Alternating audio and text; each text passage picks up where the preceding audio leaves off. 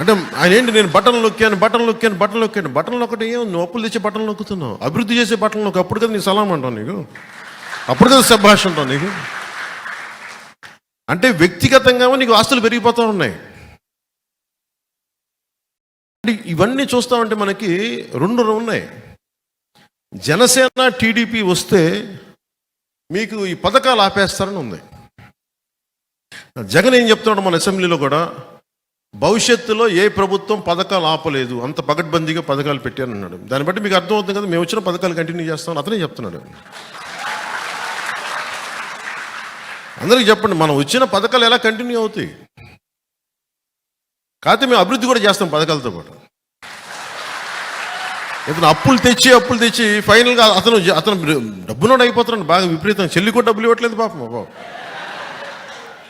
తెలంగాణలో ఇబ్బంది పెట్టేసి ఇప్పుడు ఆంధ్రాకు వస్తే ఆంధ్రాలో కూడా ఇబ్బంది పెట్టేస్తున్నాడు.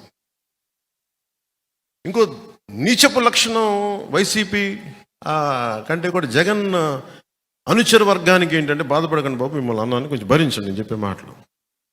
టీవీలో ఎవరిని చూస్తుంటే వైసీపీలో వాళ్ళకి చెప్తాను. నేను రకరకాలుగా సోషల్ మీడియాలో మీరు తిట్టేసి, అందరూ వైసీపీ అని చెప్పను కానీ కొద్దిమంది తిట్టే వైసీపీ నాయకులు ప్రత్యేకంగా చెప్తున్నారు, మీరు నన్ను తిట్టిన ఇలాంటికి భయపడి వెనక్కి వెళ్ళిపోయే వ్యక్తిత్వం నాకు లేదు. One man's courage makes a majority అంటాం.